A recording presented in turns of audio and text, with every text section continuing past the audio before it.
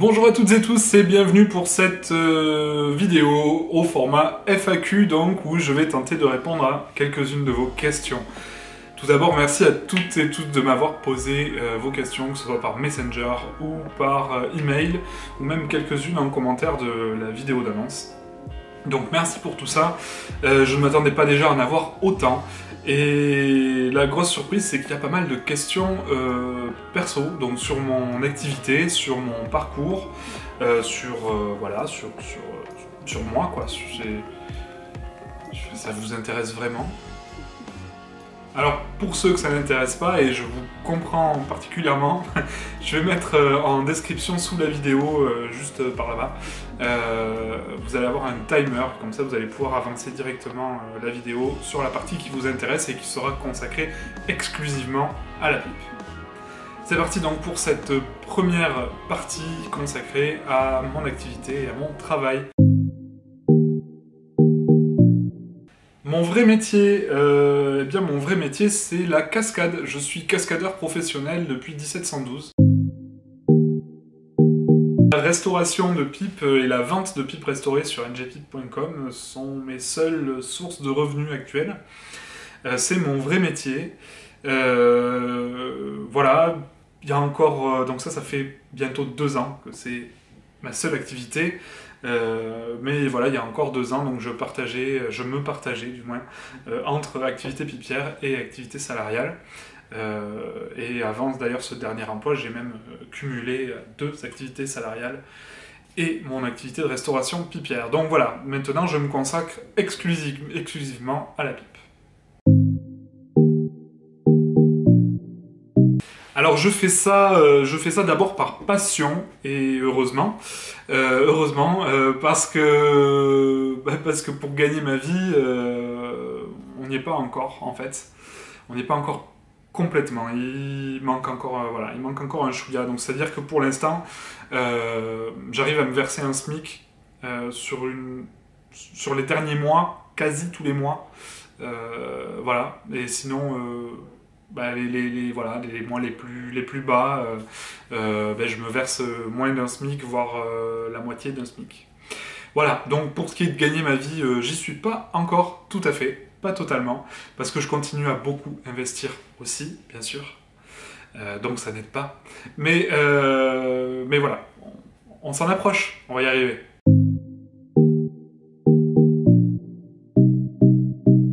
Alors la différence entre mon travail de restauration et le tuto de restauration que je vous ai donné en vidéo, ça va être principalement le travail sur les finitions, sur donc le polissage bien sûr, mais la différence en fait elle est que j'ai quelques années de pratique maintenant, que mon atelier qui est juste derrière cette porte commence à être bien équipé. Même s'il me manque encore quelques machines, quelques milliers d'euros d'investissement, ça viendra. Mais voilà, la différence se fait surtout grâce à ça. La différence se fait également par ma méthode de désoxydation. Je ne trempe plus mes tuyaux dans l'eau de Javel, comme je vous le conseille dans la vidéo, enfin, comme je vous le conseille, comme je vous le propose en tout cas dans cette vidéo, puisque comme je vous l'explique, un tuyau désoxydé à l'eau de Javel va se réoxyder beaucoup plus vite que s'il avait simplement été poncé, poli, voilà. Donc j'ai réussi à me développer une recette moins corrosive que l'eau de Javel, donc qui n'attaque pas, qui ne rend pas poreuse en tout cas la première surface du tuyau. Voilà, donc la différence va se ressentir aussi là. C'est sur le moment ma pipe va être mieux finie, mieux restaurée, mieux brillante, voilà, plus saine. Mais surtout dans le temps, cette restauration va durer plus longtemps que si vous l'aviez fait par vos propres moyens. Voilà. Alors je fais ça depuis que je me suis installé dans cette maison avec mon épouse. Donc on s'est installé ici en septembre 2015 et j'ai pu aménager mon atelier à partir de décembre 2015. Voilà, donc ça fait 5 ans. On est donc sur la 6e année maintenant. Voilà, ouais c'est ça, 6 ans. Enfin, 6e année. On croise les doigts pourvu que ça dure. Je vais même croiser les doigts, j'y arrive pas. mal barré.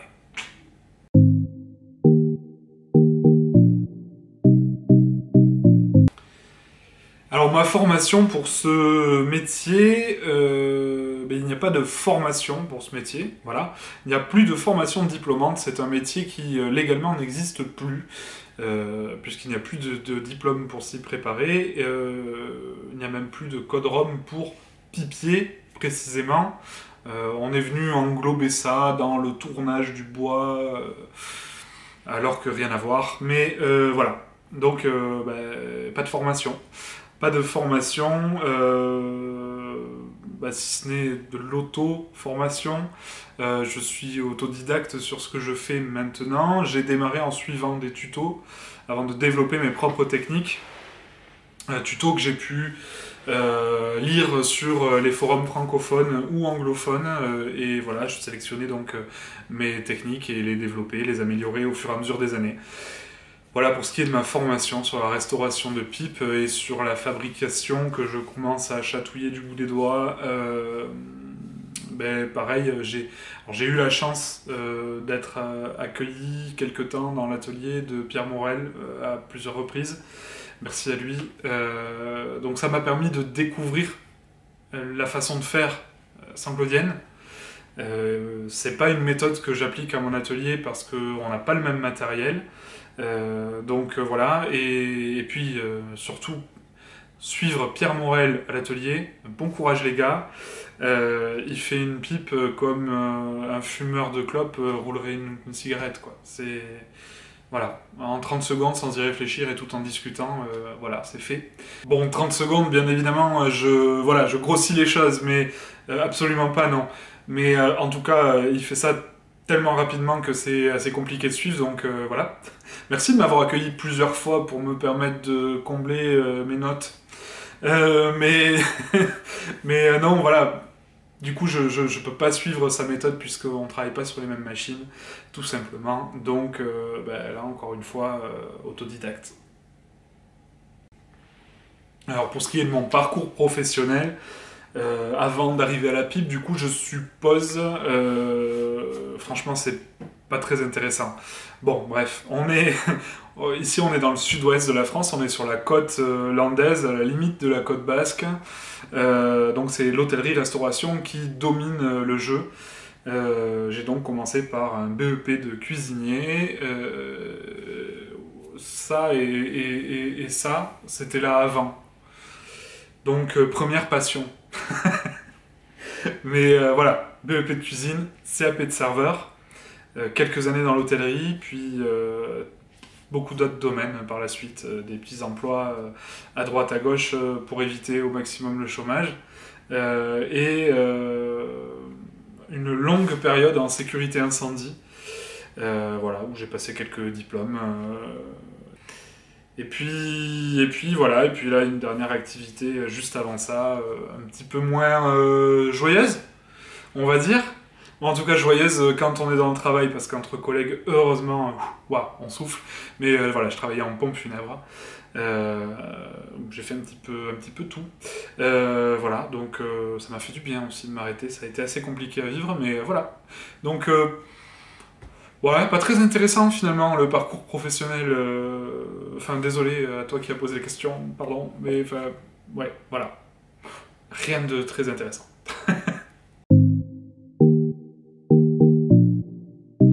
Alors pourquoi restaurer des pipes pourquoi pas?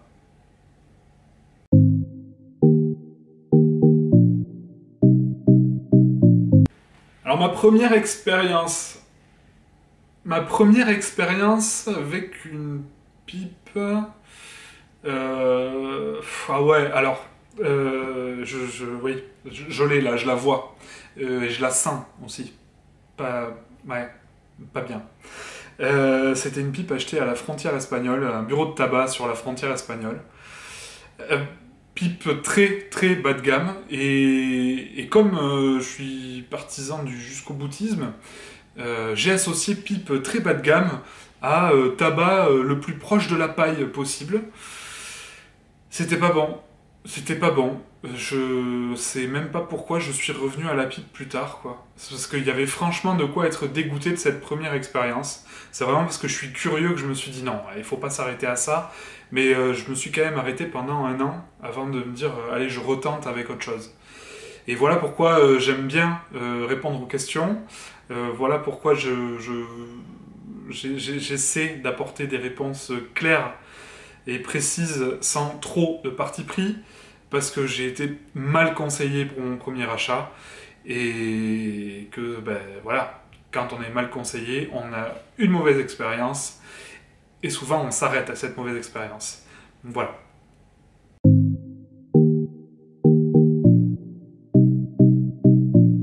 Voilà, la plus belle pipe sur laquelle j'ai travaillé, c'est hyper compliqué.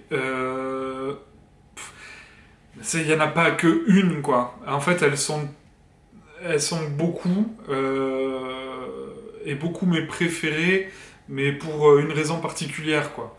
Bon, bref, je vais essayer de pas trop m'éparpiller. En fait, disons que sur cette dernière année, j'ai eu la chance de travailler sur des pipes haut de gamme, voire très haut de gamme, voire très très haut de gamme. Donc j'ai travaillé d'abord sur une Reviagine, superbe pipe, design hallucinant. Ouais, vraiment, donc Reviagine a su redynamiser une shape un peu vieillotte, bien que ce soit une de mes favorites. Vraiment, il lui donne un mouvement. Il y a vraiment un travail de sculpture, quoi. Elle prenait en plus superbement bien la lumière. Malheureusement, ça se voit pas trop sur les photos que j'ai pu prendre parce que ben, plus il y a de facettes, plus il y a de concave et de convexe, plus la lumière vient se prendre dedans. Hein, ouais, c'est simple, hein, vous voyez, hein, voilà. Et donc ouais, c'est assez compliqué à prendre en photo, mais je vous assure que cette pipe, dans les mains à la lumière naturelle, waouh, claque, première claque.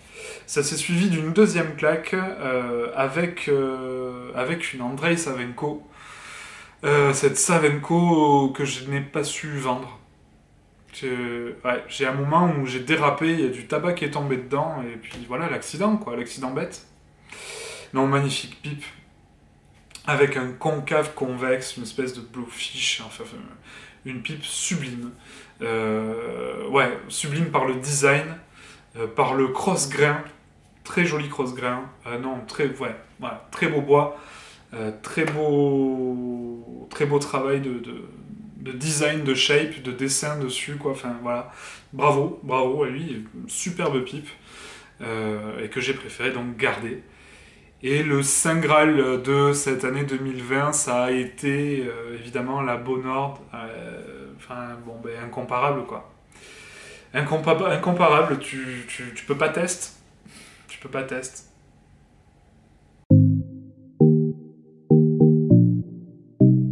Alors, toutes sortes de pipes, a priori oui, en tout cas, toutes sortes de pipes restaurables. Euh, Pipe maïs, pipe terre, non, on oublie. Pipe maïs, c'est une pipe jetable. La pipe en terre est une pipe jetable. Hein, quand elle est cassée, elle est fichue. Quand elle est fendue, elle est fendue. Enfin, voilà, il n'y a rien à faire. Voilà. Et restaurer une vieille pipe en terre pour la proposer à la vente, non. Non, parce que c'est un nettoyage à la chenillette, quoi. Donc ça, quand on me le demande, je préfère expliquer à la personne comment faire par elle-même, plutôt que de facturer une restauration qui sera la même qu'elle pourra faire à la maison. Non, non. Voilà. Sinon, les écumes, je commence de plus en plus à en faire. Mais faites très attention à vos anciennes écumes, par pitié, si vous ne les confiez pas à un professionnel. Ne les poncez pas, n'attaquez pas ça comme j'ai fait le tuto pour les pipes de bruyère. Ne venez pas faire une pipe en écume de la même façon. C'est pas bon.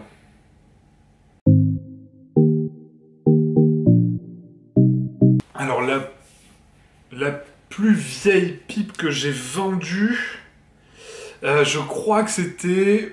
Elle n'était pas si vieille que ça, du coup, hein. Mais c'est une écume baguet argent qui date de 1880, je crois. ou peut-être juste avant 1880. Voilà, pour la plus vieille que j'ai vendue et la plus vieille sur laquelle j'ai travaillé, c'était une commande de restauration que j'ai achevée il y a peu pour une collection privée qui pourrait bientôt passer publique. Donc pour en fait quelque chose qui serait un musée de la pipe en quelque sorte, en tout cas spécialisé dans la pipe d'écume.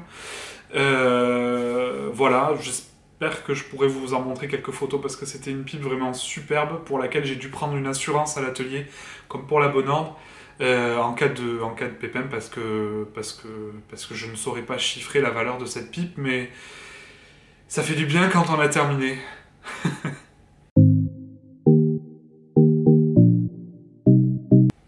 Je fabrique des pipes, alors pour mon utilisation personnelle, ou pour quelques très rares pour la vente, mais c'est vraiment très très rare. J'en fabrique mais j'en montre très peu, alors déjà parce que j'ai peu de temps pour la fabrication, parce que si je veux arriver à gagner ma vie avec la restauration, je ne compte déjà plus mes heures. Et quand j'arrive à dégager un petit peu de temps pour la fabrication, encore faut-il que j'arrive jusqu'au bout de ma fabrication en restant suffisamment satisfait de mon travail pour vous la montrer. Donc c'est assez rare. Vous pouvez quand même en trouver quelques photos sur mon Facebook pro. Mais ouais, c'est assez rare. C'est assez rare. Et c'est encore plus rare qu'elle soit marquée de mon logo et disponible. Voilà. Ça viendra. Alors je fume des grands basiques, je suis pas original sur le tabac.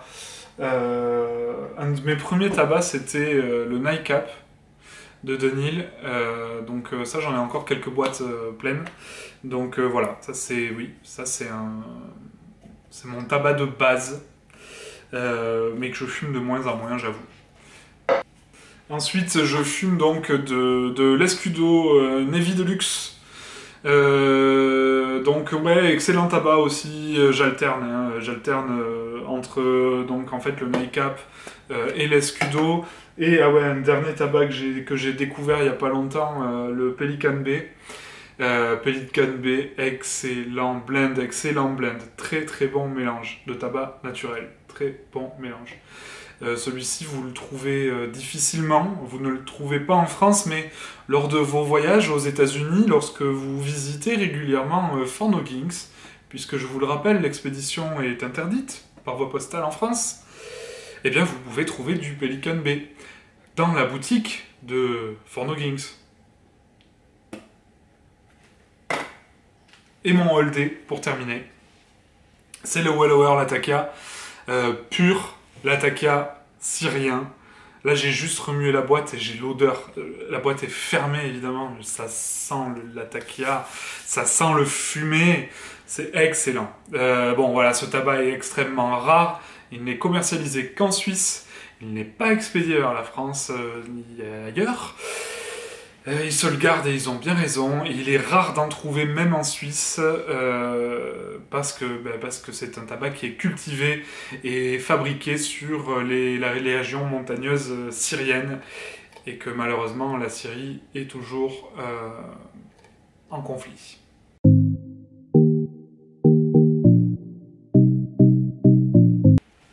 Si j'avais dû n'en garder qu'une seule... Waouh. Ouais, si, quand même, la Bonne Ordre. La Bonne Ordre, parce que je vais vous confier un petit secret, je l'ai fumé. Je l'ai fumé parce que je pouvais pas laisser passer cette occasion de juste l'avoir entre les mains. Donc je l'ai essayé, je l'ai restauré une première fois rapidement, nettoyé en profondeur, on va dire, pour la fumer, pour la goûter. Et cette pipe était délicieuse. Cette vieille bruyère était délicieuse. Et ce perçage, ce tirage assez exceptionnel. Même si effectivement le prix était démesuré et que du coup je ne pouvais pas la garder parce que j'aurais pas pu me l'offrir tout simplement.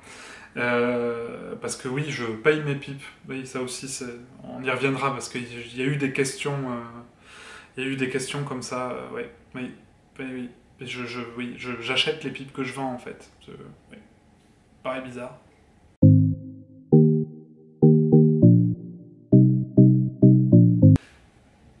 Lors d'une présentation de l'atelier, en fait, ça va être très simple.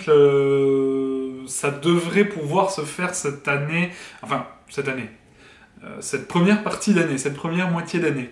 En fait, j'ai commencé des travaux d'agrandissement de mon atelier en été dernier, qui vont se poursuivre et je l'espère s'achever en fin février jusqu'à la mi-mars. Dernier quart à fin mars, j'espère vraiment. Voilà, ça va me permettre de dégager de l'espace, de libérer 15 mètres carrés supplémentaires pour mon activité, d'adjoindre à ça un espace de réception pour mes clients, qu'on puisse s'installer tranquillement, fumer une pipe, parler un petit peu passion, et puis voilà, échanger un petit peu autour de mon travail, que ce soit de restauration ou de fabrication. Et ça va surtout me permettre de pouvoir filmer mon atelier sans être caméra au point ou en plan serré sur les machines, parce qu'actuellement il y a tellement peu de place déjà pour moi pour travailler que je ne peux carrément pas poser mon appareil sur un trépied et le reculer un petit peu, donc je suis obligé de me coller. Donc voilà, ça va venir, j'espère pour le mois de mars.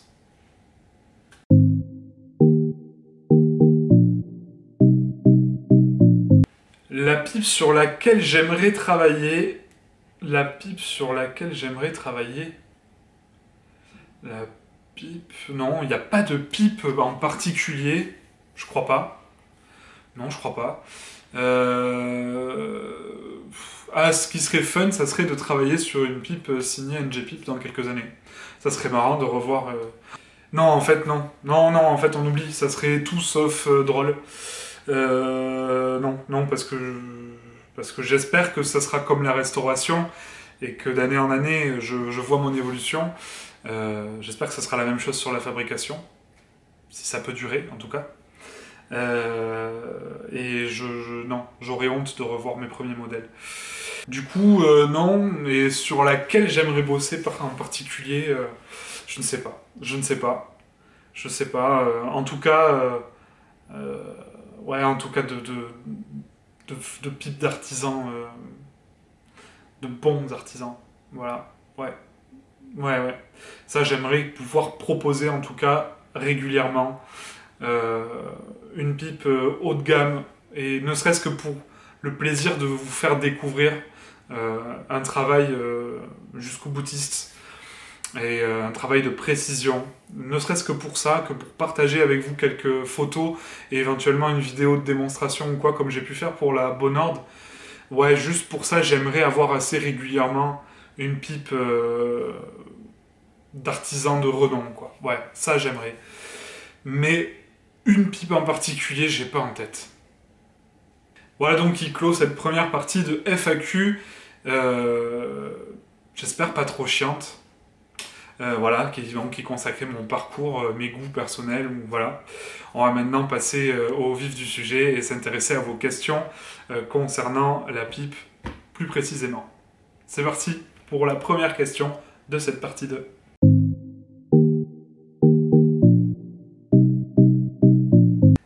Alors, écoute, je vais te retourner une deuxième question.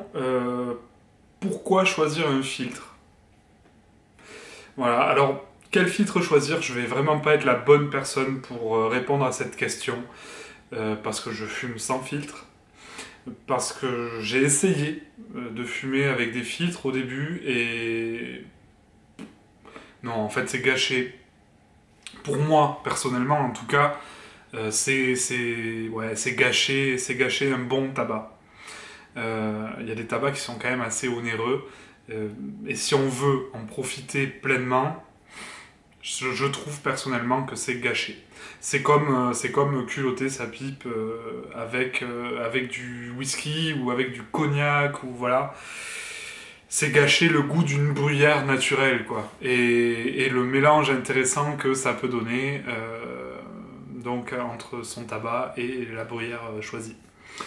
Donc ouais, pour moi voilà, c'est pas le choix que je ferais, en tout cas, de partir sur un filtre. Ensuite, si l'argument santé est avancée. Voilà, je ne vais pas vous conseiller de détruire votre santé. Si vous pensez qu'un filtre peut protéger votre santé et vous empêcher d'être malade, libre à vous de le croire.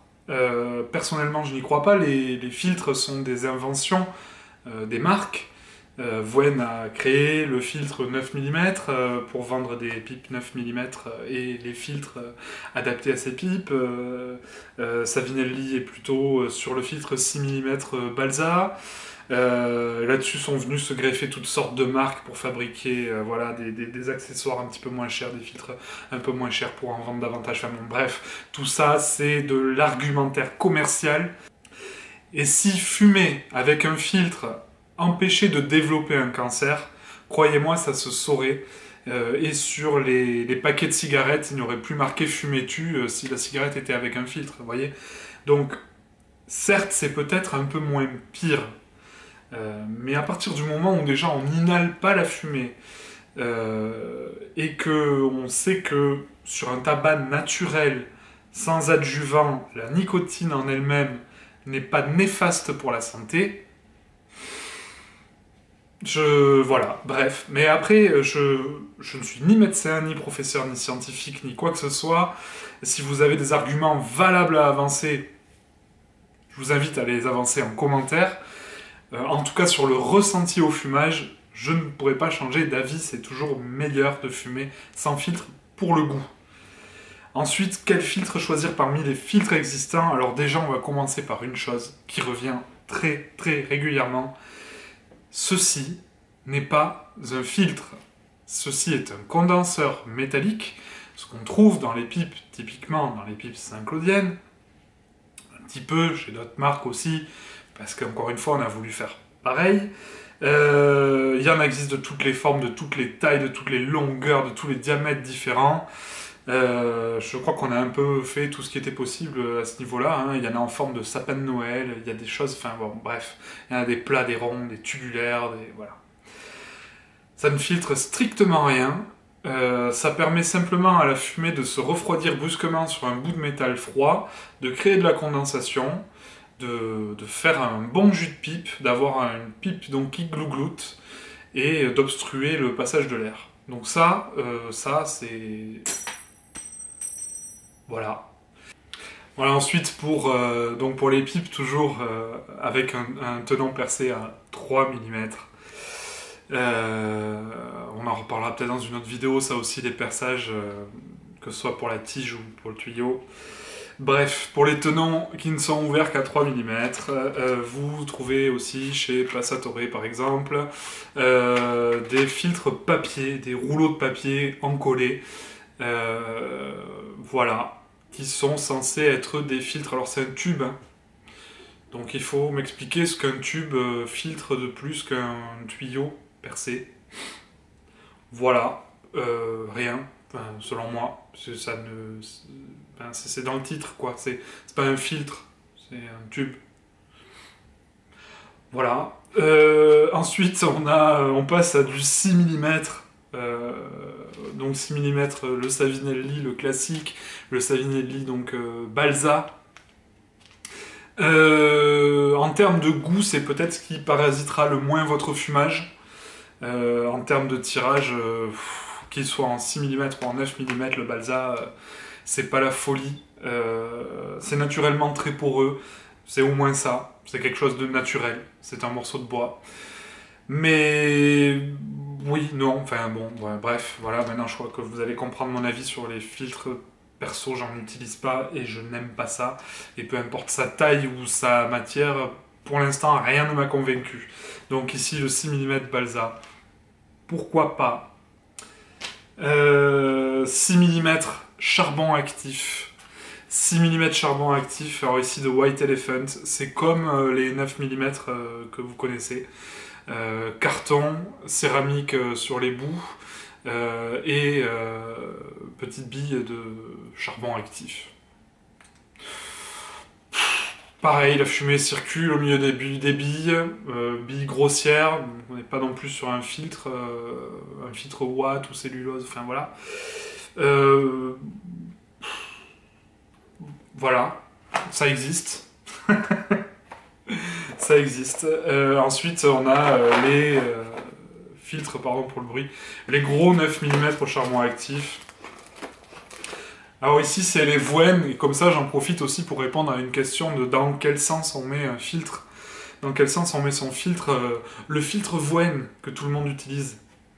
Le filtre Vouwen, en fait, il a un côté bleu et un côté blanc, et on ne sait jamais quel côté, voilà. Alors, il n'est pas plus perfectionné que les autres parce qu'il a un côté de couleur et pas l'autre. Au contraire, en fait, c'est juste qu'on a baissé le coût. Le côté blanc, il est en céramique, le côté bleu, il est en plastique. Donc, le côté bleu, on le met du côté le plus froid, le plus éloigné du foyer, et donc le plus proche de notre bouche. Et voilà, et donc c'est la céramique qui résistera le mieux à la chaleur et qui sera côté tige. Si je vends très peu de filtres, de pipes pardon, équipées 9 mm en estate, et je dis je, mais si en règle générale il y a beaucoup moins de pipes 9 mm que de pipes classiques en estate, c'est entre autres à cause de ça. Ces filtres, en fait, peu importe leur nature, peu importe leur taille, ils obstruent le fumage, ils obstruent le tirage. Et si vous voulez quelque chose d'équivalent à un tirage naturel, en termes de volume, de fumée et de ressenti en bouche, vous allez devoir aspirer plus fort et ou plus longtemps. Ce qui engendre des points de chauffe et souvent qui fait brûler les pipes. Beaucoup des pipes 9 mm que je rachète pour les restaurer, une fois déculottées, elles sont brûlées, poubelle. Voilà pourquoi il y a très peu de 9 mm et voilà pourquoi, encore une fois, ça va être compliqué de me convaincre de fumer avec des filtres. Donc désolé, je suis pas la bonne personne pour te conseiller un filtre en particulier, que ce soit en taille, en finition, en marque, en je ne sais quoi. Perso, pas de filtre du tout. Voilà, et je préfère moins fumer à la limite que fumer avec des filtres. Autre question qui revient, combien de pipes on peut fumer avec un même filtre? Une. Enfin, la meilleure réponse serait 0, en fait. Mais la deuxième meilleure réponse, c'est une seule. Une seule, le filtre va se charger de quelques goudrons, de résidus de fumée, de nicotine, un peu en partie aussi. Tout ça, tant que c'est chaud, dans la fumée, ça va, ça passe assez bien.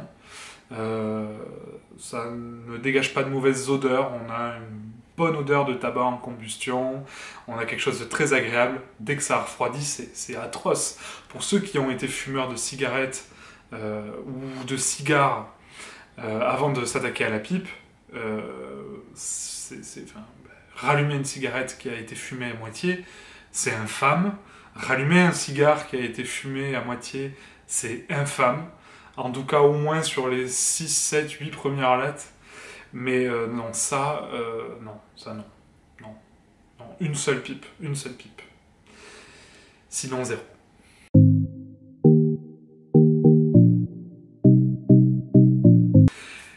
Ouais, quel prix pour une pipe? C'est hyper vaste comme question, du coup je sais pas trop quoi répondre. Quel prix pour une pipe? Alors je ne sais pas si tu me parles de pipe neuve, de pipe estate, de pipe d'usine ou de pipe faite main par un artisan. Quel prix? Il n'y a pas vraiment, il y a ni minimum ni maximum, ça va dépendre de ton budget, bien évidemment. Ça va dépendre de l'utilisation que tu en as, du type de tabac que tu fumes. Voilà, et avec tout ça, tu vas pouvoir sélectionner une variété de pipes et choisir ton budget là-dedans, avec tes capacités, bien évidemment. Mais en gros, il y a toujours une bonne pipe pour tous les budgets.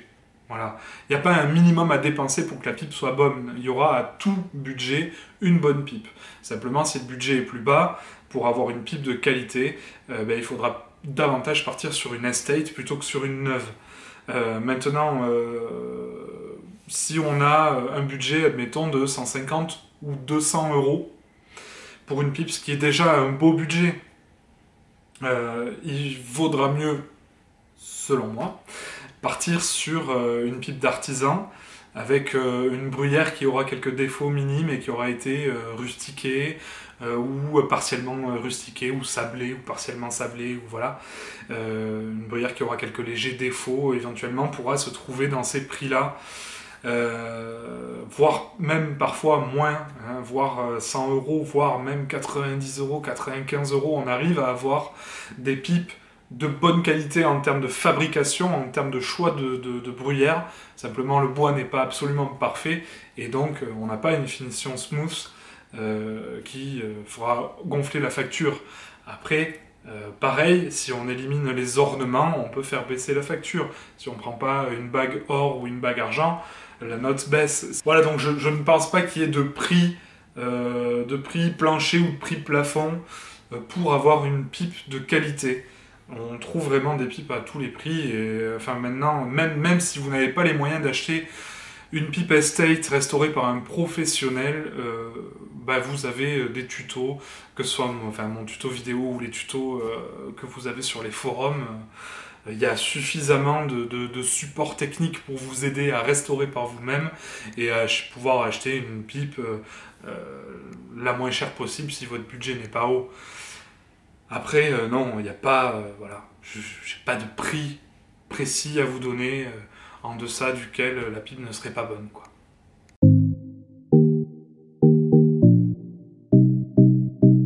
Alors les différences, elles sont assez énormes. Alors déjà, contrairement aux idées reçues, une pipe d'artisan n'est pas plus chère qu'une pipe d'usine. En usine, vous avez un éventail de prix assez énorme qui va démarrer à une cinquantaine d'euros environ et qui va dépasser les 400, 700, 800 €. À ces prix-là, vous avez un artisan qui va s'appliquer de son mieux sur une pipe. Donc voilà, et voire même vous en achèterez plusieurs. Donc déjà, pas d'obstacle niveau prix.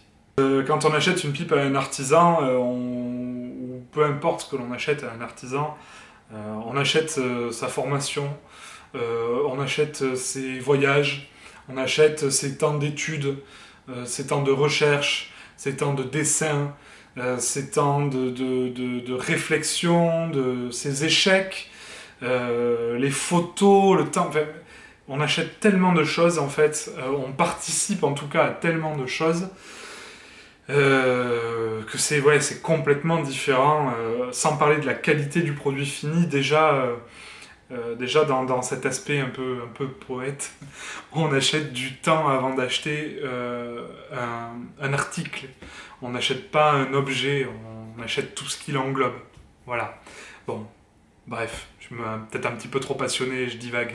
On va se recentrer un petit peu sur ta question, pardon. Donc ensuite, les grosses différences qu'on va pouvoir trouver entre travail d'artisan et travail fait en usine, ça va être bien évidemment les finitions. Le temps passé dessus fait que on a en théorie beaucoup moins de chances d'avoir de défauts chez un artisan confirmé par rapport à, bien sûr, une pipe fabriquée en usine. Je ne vais pas du tout cracher sur le travail qui est fait en usine, loin de là. Il sort de belles choses, ça dépend évidemment des fabriques, ça dépend du prix qu'on va y mettre, mais il sort de belles choses, il sort de très belles faits main d'usine, voilà.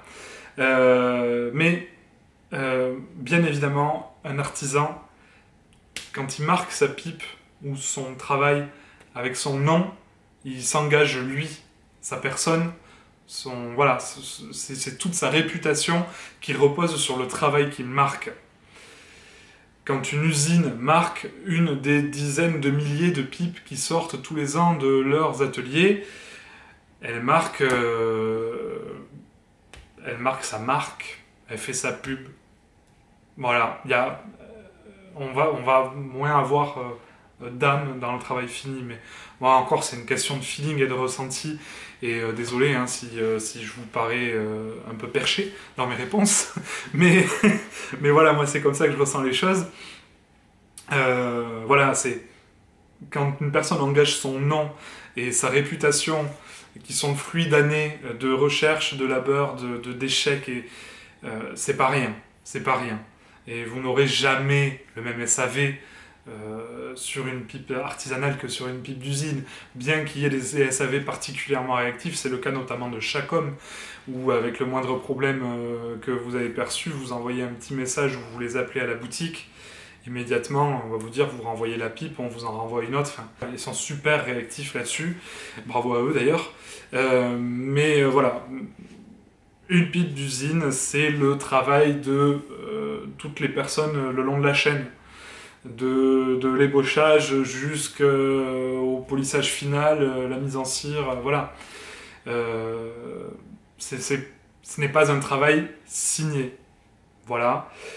Ensuite, la recherche, les réelles améliorations, autres que les améliorations accessoires ou les arguments de vente type filtre, ce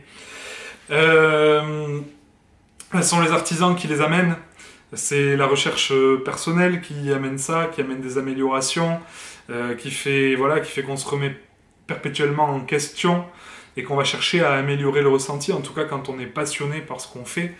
Et j'espère que c'est le cas de tous les artisans. Mais voilà, quand vraiment on cherche à perfectionner son travail, forcément on fait évoluer les choses dans le métier, et pas uniquement que pour soi. Quand on décide de percer une pipe à 4 mm, 4.1, 4.2, quand on décide que notre lentille va être parfaitement ouverte, qu'on va y passer des heures dessus, parce qu'on veut former un V profond, parce que le perçage de notre tuyau aussi va être de plusieurs diamètres, et venir se réduire parfaitement, pour ne pas qu'il y ait d'obstacles à la fumée, pour que tout... Enfin, il est évident que tout ce travail, toutes ces heures passées sur une seule pipe, on ne peut pas appliquer cette méthode de travail à un travail d'usine. On n'a pas le temps en usine de passer des heures comme ça sur un modèle. Ils n'ont pas les mêmes charges qu'un artisan. Quand il faut payer plusieurs employés, voilà, il faut gagner du temps pour être le plus rentable possible, et c'est pas, voilà, ils ne pêchent pas par faiblesse, quoi. C'est simplement que il faut composer avec les charges que l'on a et avec les capacités que l'on a aussi. Voilà, pour les différences entre une pipe d'artisan et une pipe d'usine. Le temps passé, mais la capacité aussi à passer plus ou moins de temps dessus. L'amélioration, le ressenti, l'expérience évidemment, le plaisir d'avoir une pièce unique entre les mains. Voilà, il y a beaucoup de différences en fait.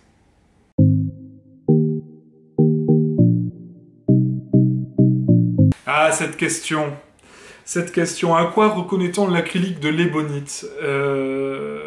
J'aime pas l'acrylique! J'avais pensé à vous mettre un tuyau d'ébonite et d'acrylique sur mon enclume et à vous montrer comment il casse différemment, mais ça vous aidera pas franchement.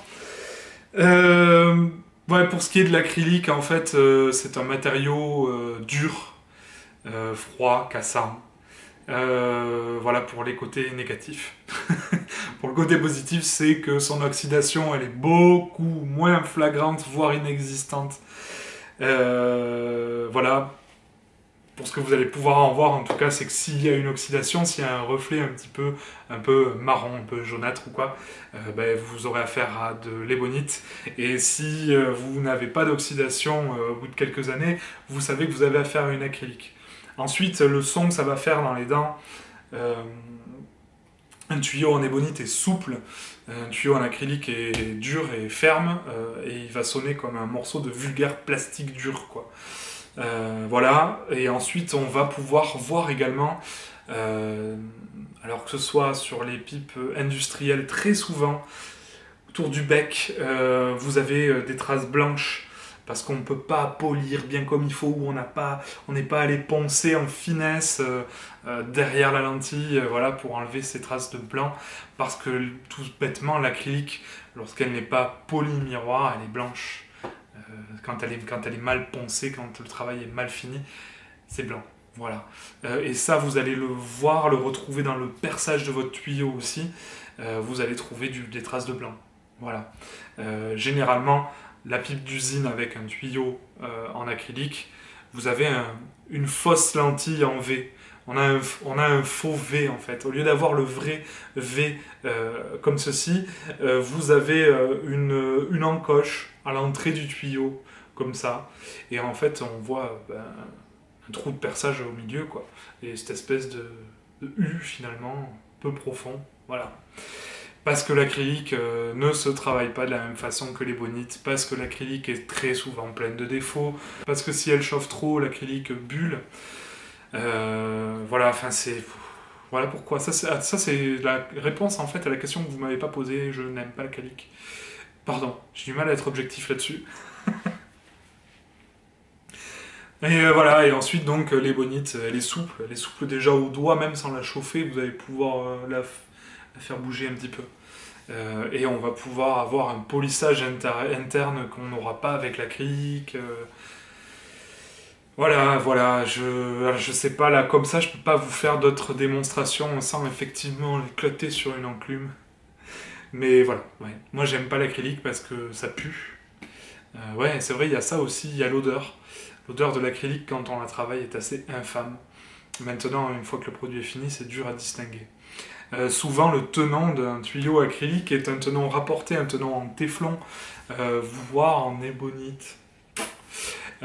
Parce que l'acrylique est extrêmement cassante et que du coup un tenon en acrylique ça ne tient pas. Ça ne tient pas les écarts de température. Si ça se refroidit, ça va complètement flotter et vous ne pourrez pas le redilater comme il faut. Et ça casse net, quoi. Ça casse net l'acrylique. Donc généralement, tenant rapporté, on perce le tuyau, on insère un morceau de téflon ou d'ébonite que l'on vient insérer en force et coller, et ensuite on reperce pour avoir un tenant rapporté. Voilà.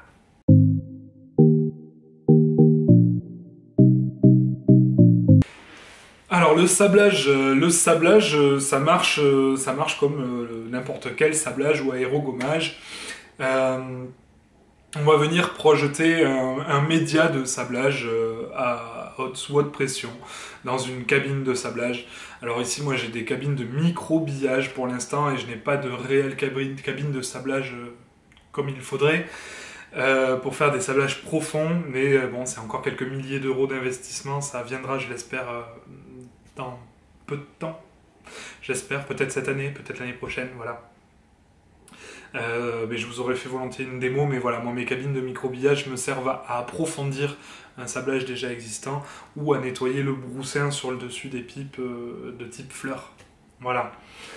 Mais ensuite, pour avoir un sablage, alors pardon, je me tourne, ouais, mais ça sera, je pense, ouais, le meilleur exemple qui soit. Alors, je sais pas, voilà, je vais vous la rapprocher. Voilà un sablage particulièrement profond, particulièrement beau, et c'est signé Pierre Morel. Voilà le rendu d'un sablage à la Raptor. Alors si on regarde bien sur ce gros plan, j'espère que je ne bouge pas trop à bout de bras, on peut deviner les flammes qui remontent sur le sablage. Donc en fait, pour sabler une pipe, pour la sabler en tout cas en ring-grain comme ça à l'horizontale, on part d'une pipe flammée, hein, dont les flammes sont à la verticale, à 360 degrés. Sur cette pipe, on va arriver à distinguer les cernes de croissance de la bruyère.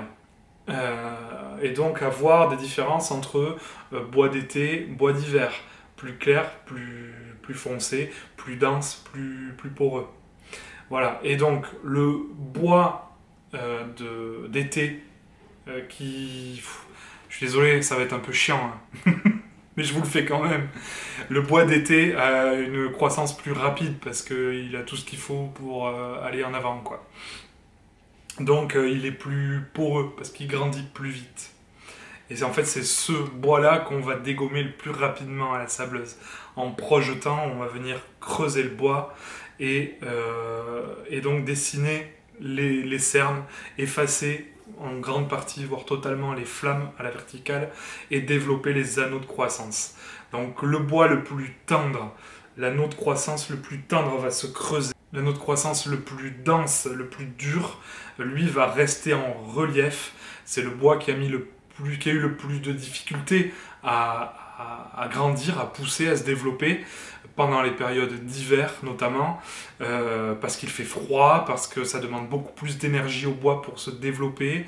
Voilà, donc ce bois est beaucoup plus dense parce que plus lent à grandir, et donc il reste en relief. Voilà comment ça marche le microbillage. En fait, on vient frapper à une certaine force, et donc toutes ces microbilles de sable, enfin pas de sable, hein, mais ce média de microbillage, en tout cas de sablage, vient percuter à haute vitesse le bois, creuser les anneaux les plus tendres pour laisser en relief les anneaux les plus durs, et dans le meilleur des cas, arriver à des résultats de sablage impressionnants, comme ça peut être le cas sur ce genre de pipe, avec un sablage Raptor à la Morel. Je suis désolé, hein, mes pipes sont loin d'être les plus jolies, hein, vous voyez, hein, c'est pas très propre tout ça, mais voilà.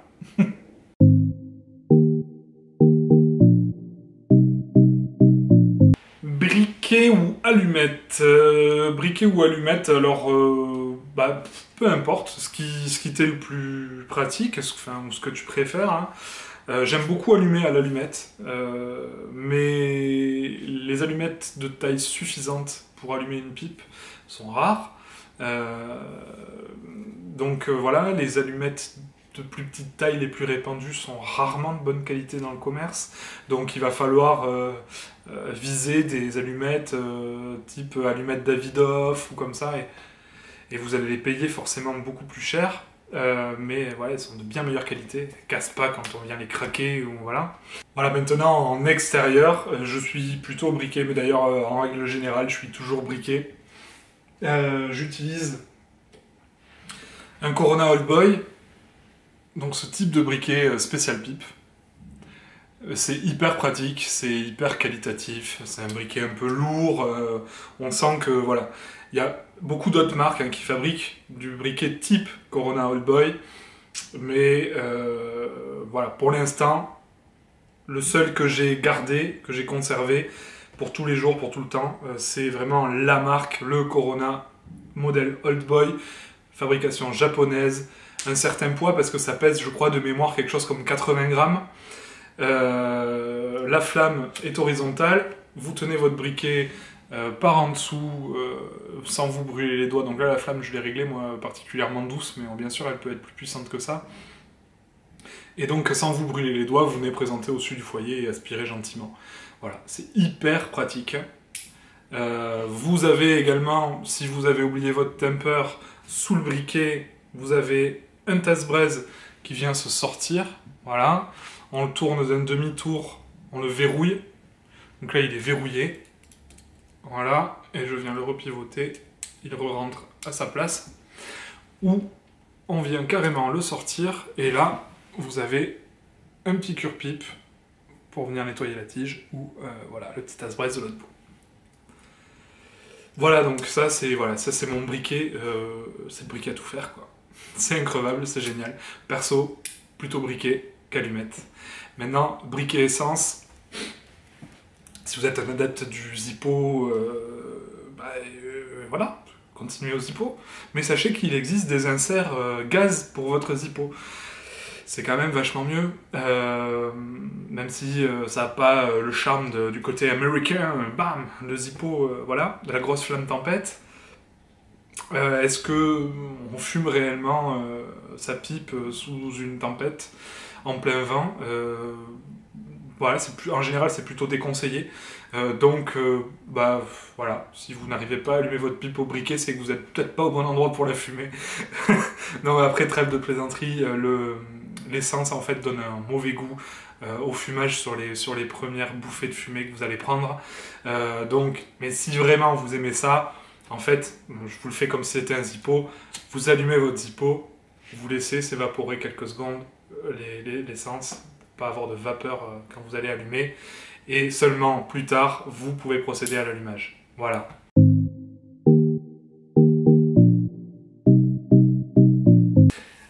Alors les tuyaux sont fabriqués, en tout cas pour ce qui est du travail artisanal, à partir de barreaux d'ébonite, de Cumberland, d'acrylique, peu importe. On a des barreaux de 18 mm, 20 mm, 22, peu importe, qui font 1 mètre de long en général. Voilà, donc on achète ces matériaux bruts comme ça, et on vient découper la section qu'il nous faut, les percer, étailler tout à la lime ensuite, venir les ajuster à la tige de la pipe, tout dessiner à la lime, voilà, même ouvrir sa lentille à la lime, la micro-lime, à la lime aiguille de bijoutier, voilà, faire les choses en précision. Voilà comment on fabrique un tuyau, en tout cas c'est extrêmement long. Je pourrais éventuellement faire une vidéo, mais alors déjà, je suis pas le plus grand artisan pour parler de la fabrication des tuyaux pour l'instant, en tout cas, enfin, le plus grand non, le plus gros peut-être. Mais non, maintenant voilà, la fabrication d'un tuyau fait main, en tout cas c'est comme ça, à partir de barreaux de matériaux. Les pipes industrielles, on est sur des tuyaux moulés, de plus ou moins bonne qualité, puisqu'on ne connaît jamais trop vraiment la provenance de l'ébonite utilisée pour ces tuyaux moulés, ou de l'acrylique même.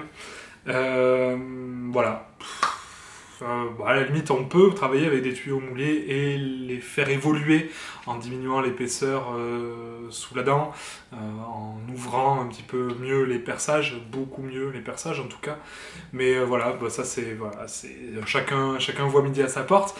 Sur les pieds d'usine, évidemment, on n'a pas le temps de passer des heures sur un tuyau.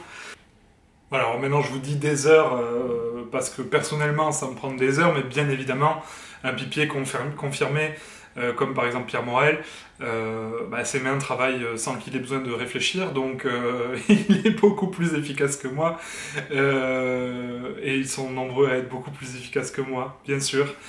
Ils ont aussi des machines pour dégrossir éventuellement la forme du tuyau, et ensuite avoir uniquement un travail de finition à la lime ou au ponçage, voilà, à faire à la main.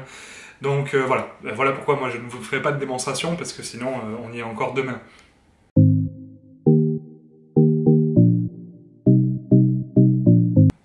Alors la question est particulièrement compliquée, en tout cas la réponse va être compliquée pour moi. Je ne sais pas déjà si je suis forcément bien placé pour juger de l'avenir de la pipe en France ou dans le monde. Alors dans le monde, j'ai environ 50 à 60% de ma clientèle qui est en dehors de la France. Donc signe que ça se porte quand même plutôt bien à l'étranger. Pour la France, ça va être beaucoup plus compliqué parce qu'il y a beaucoup de paramètres qui entrent en jeu. Le fait qu'on ait une politique globalement anti-tabac. On ne fait pas le distinguo entre le fumeur de Marlboro et le fumeur de pipe ou le fumeur de cigare. Pour les gens qui nous gouvernent, fumer est une mauvaise chose. En tout cas, c'est ce qu'on veut nous expliquer. Et donc, pour notre plus grand bien et pour notre santé à tous, on augmente les taxes sur le tabac pour rendre inaccessible ce plaisir à tout le monde. Alors je dis ce plaisir parce qu'on parle particulièrement de pipe ici. Et donc, ça doit rester un plaisir et c'est pas une réponse à une addiction. Donc voilà. Maintenant, est-ce que c'est la meilleure des solutions d'augmenter les taxes pour empêcher les gens de fumer? Enfin, je ne rentrerai pas là-dedans. Je ne suis pas politicien et j'ai pas fait les études pour. Voilà, je ne sais pas. D'ailleurs, j'ai pas la bonne réponse. Hein. Mais voilà, toujours est-il que cette politique en fait nous freine énormément.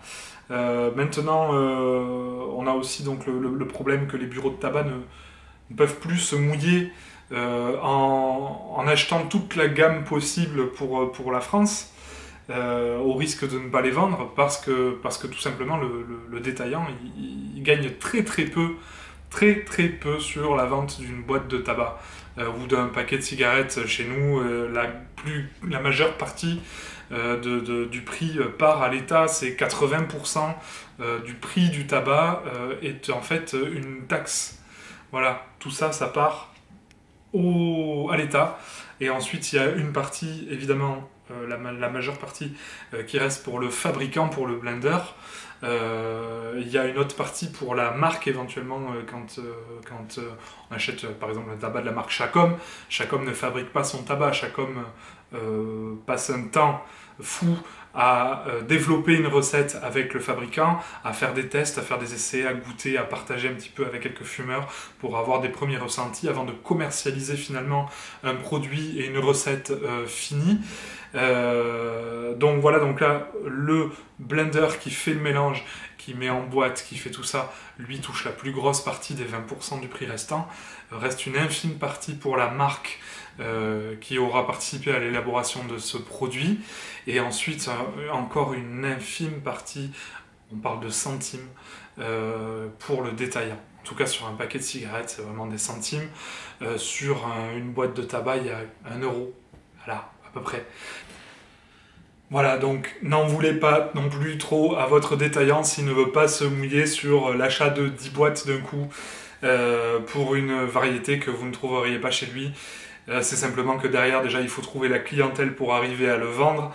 Et ils gagnent tellement peu sur la vente des tabacs eux-mêmes que c'est devenu très très compliqué pour eux. Donc voilà, déjà ça c'est le premier gros obstacle, c'est que voilà, c'est que si on ne trouve pas un tabac qui nous convienne, forcément, à quoi bon fumer derrière la pipe si, voilà, si le tabac ne nous plaît pas ou n'est pas en adéquation avec nos goûts personnels. Voilà. Ensuite, on a également les réseaux sociaux qui jouent énormément sur la communication. Maintenant, se passer des réseaux sociaux, c'est se voir mourir lentement. Hein.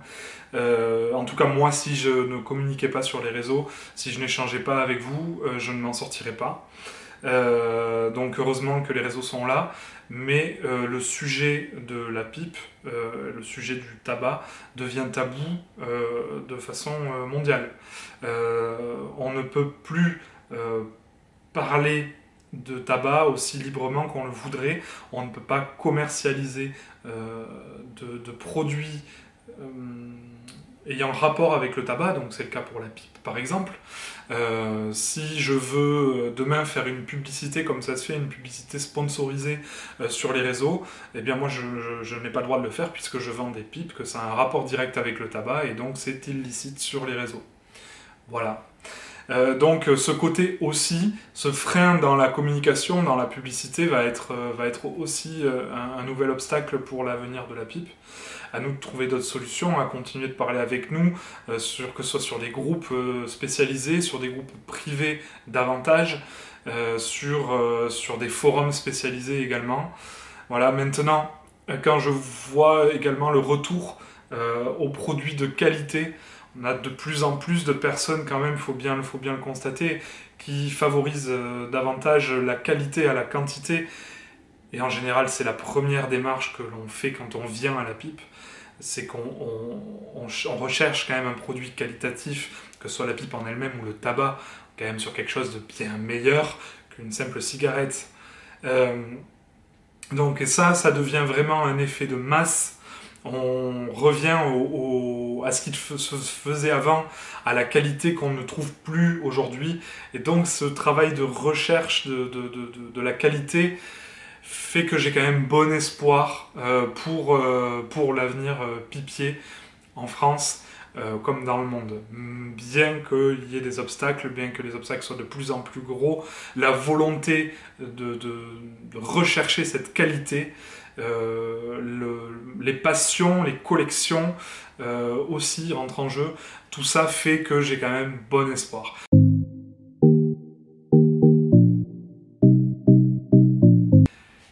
Oui, alors, oui, c'est vrai. La pipe a toujours cette image désuète. Et si vous n'êtes pas dans une grande ville où les gens ne font pas attention aux autres, vous vous en êtes certainement rendu compte. Quand vous sortez avec votre pipe au bec ou à la main, il y a toujours des gens qui... Qu'est-ce que... What? Bon. Ouais, c'est sûr, ça, c'est plus tellement... on n'a plus tellement l'habitude de voir ça dans le paysage urbain. Mais c'est pas passé de mode non plus. Enfin, c'est pas une mode, la pipe. C'est un mode de consommation, un mode de vie pour certains, mais en tout cas ça participe d'un mode de vie. Mais ouais, c'est la recherche d'une qualité qui fait qu'on va vers la pipe, et pour ça, la pipe électronique, enfin, non, ben non. Non, on n'a aucun plaisir réellement. Et j'ai fumé la cigarette électronique pour m'aider à arrêter complètement la cigarette. Donc voilà, donc je sais de quoi je parle. J'ai fait mes jus moi-même, machin, pour avoir des trucs un petit peu meilleurs que ce qu'on peut trouver dans le commerce. Et très franchement, il n'y a aucun plaisir à trouver là-dedans. C'est simplement, on prend notre dose de nicotine et puis point barre, quoi. Donc non, je me fais aucun souci concernant l'avenir de la pipe. Non, elle n'est pas amenée à disparaître, en tout cas pas à cause de ces nouvelles technologies, pas à cause de cet esprit qui associe la pipe au passé, ou voilà. Non. La preuve, c'est qu'il y a de plus en plus de jeunes qui fument la pipe. Tant mieux, c'est génial. Voilà, ça sera tout pour cette deuxième et dernière partie de cette FAQ. J'espère que j'aurai répondu au mieux aux questions que j'ai sélectionnées, parce qu'il a fallu faire une sélection. Je garde les questions auxquelles j'ai pas répondu pour éventuellement une prochaine FAQ. N'hésitez pas à me poser d'autres questions si vous en avez.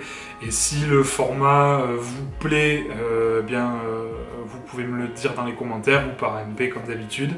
Je songerai à en faire une nouvelle vidéo sur ce format-là.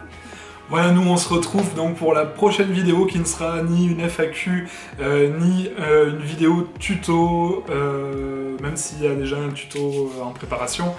Je vais tâcher de répondre dans la prochaine vidéo donc à la question dramatique, la question qui fait se lever tous les boucliers, qui suscite des réactions assez vives. Et tant pis. Et tant pis. Je vais essayer de répondre avec le maximum d'arguments factuels à cette question qui concerne le prix des pipes de Nil. Pourquoi sont-elles si chères? Pourquoi sont-elles inaccessibles à beaucoup? Même si on le verra, elles ne le sont pas forcément du tout. Voilà, je vais tâcher de répondre à ça. J'attends encore quelques retours de la part des ateliers de Nil pour avoir éventuellement quelques illustrations ou quelques propos. Voilà, je leur ai tout soumis. Ils auront la possibilité de compléter mes réponses, mais pas de dire non, ça on veut pas. Voilà, parce que déjà, 1, c'est pas une vidéo sponsorisée, de 2, je ne suis pas de Nil, de 3, je gagne peu en vendant des de Nil, puisque par définition, vu qu'elles sont plus chères, je les paye plus cher, donc voilà. Mais en revanche, je prends beaucoup de plaisir à fumer mes de Nil, ou à restaurer des de Nil, parce qu'elles sont souvent mieux entretenues, il faut le dire, mais parce qu'elles sont évidemment mieux faites aussi, et plus facile d'entretien du coup. Mais ça, on en reparle dans cette vidéo, j'essaie de garder mes arguments, et là je commence à les lâcher, donc vite je clappe de fin. On se dit à très bientôt. Merci d'avoir regardé jusqu'au bout pour les quelques rares qui seront restés jusque là, et on se dit à très vite. Ciao, et d'ici là, si vous avez des questions, on se retrouve sur Facebook, Instagram, sur mon site internet via le formulaire de contact. Tous les liens, comme d'habitude, en description sous cette vidéo. A très bientôt, ciao ciao!